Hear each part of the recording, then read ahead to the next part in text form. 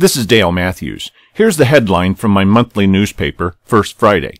Police investigation concludes that Hare made a false police report, but as predicted, local DA and State Attorney General's office will take no further action. First Friday is a small newspaper I started in 2006. The latest copies are posted on the website BadCounty.com.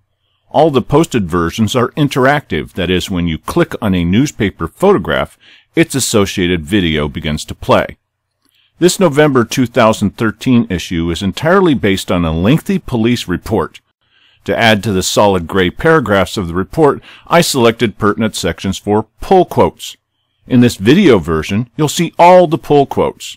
The original newspaper is available online at BadCounty.com. Below the fold on page 1, the original police investigator, Grants Pass Police Officer Mike Miner, reports, "I checked Don's bike shop and learned they did not know how to operate their video surveillance." Here's a map First Friday drew up based on the information from 4 investigators and Google Earth. You'll see the 2007 Jeep Grand Cherokee parked somewhere near Fruitdale Elementary School and about 700 steps from Simon Hare's house.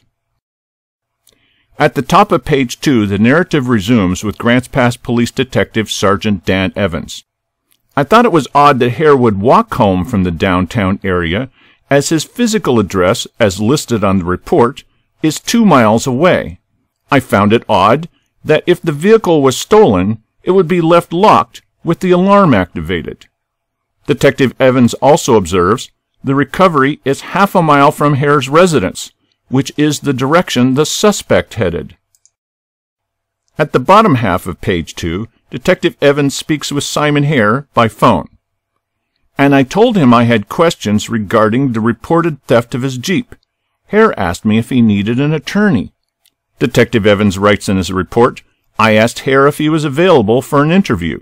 Hare said he was pretty busy, as he had to assist building a float." Grants Pass Police Detective Evans says, "I asked Hare if I could call him back immediately, explaining the issue. Hare agreed. I called him immediately back, but he did not answer." At the top of page 3, you'll see the results of the interview with witness Paul Peters. Several people offered to get Hare a taxi or a ride home, as it was clear he shouldn't be driving. Detective Evans interviewed witness Jenna Heth, who was there that night. Hare had his Jeep keys and kept hitting the remote on the key fob multiple times, causing his lights to flash and the doors to unlock. Witness Jenna Heth had more. Several people there told him he shouldn't be driving. Eventually, Hare got out at the urging of friends, and he left his door open. Hare was then hugging Kastorf and another male friend. Just when the interview is making progress, Detective Evans gets a surprise. "I was advised that the case was going to be turned over to Medford." The case is transferred to Medford Police Detective Sergeant Josh Reimer, who begins his report, "Due to suspicious details discovered in the case, as well as Simon Hare being a county commissioner, the case was referred to the Medford Police Department. Detective Reimer's mission is a sensitive one. The focus of my investigation was to determine whether or not Simon Hare made a false report."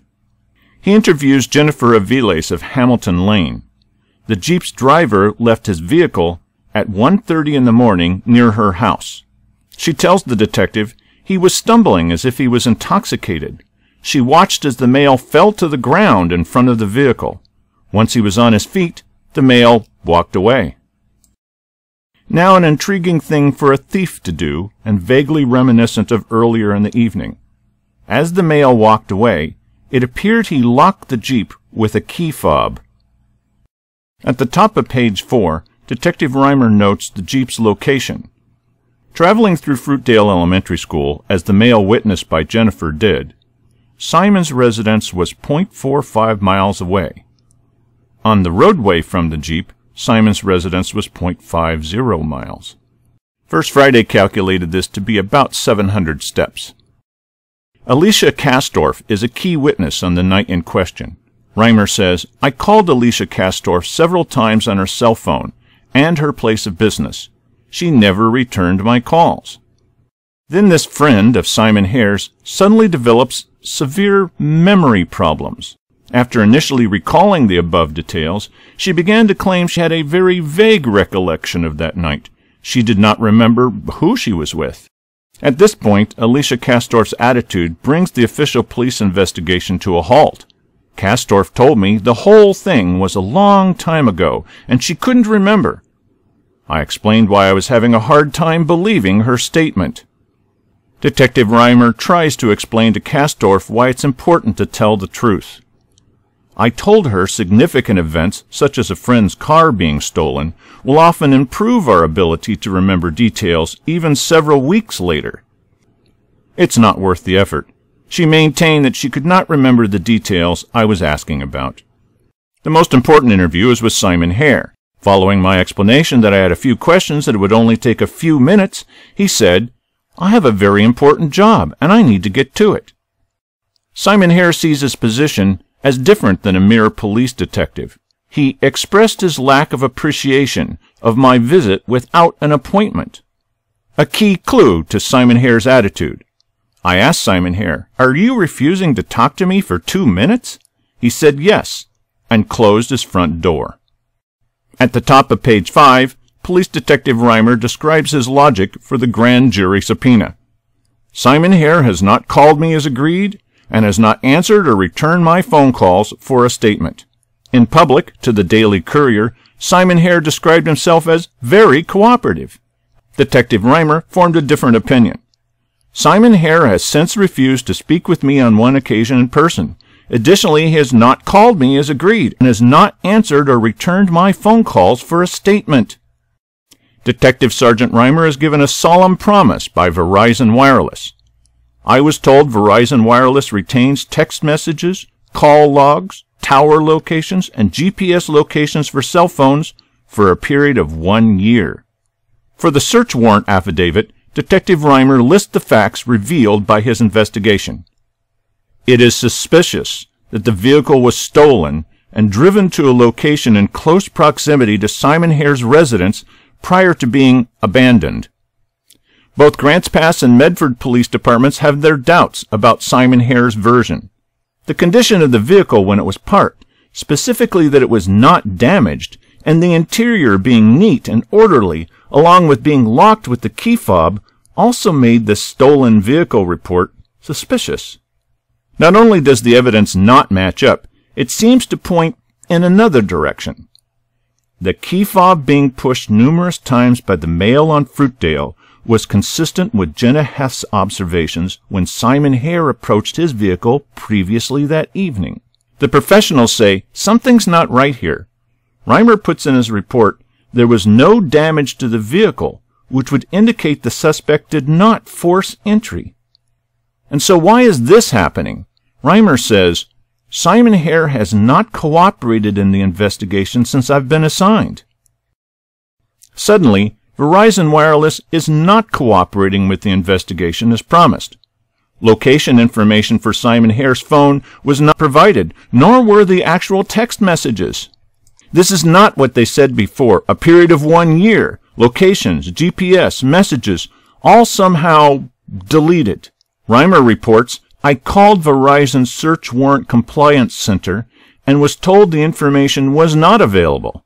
She further stated that type of information is only available for approximately 48 hours following the activity. Simon Hare refuses to talk with him, the records have been deleted, and a motion to seal all documents has been filed.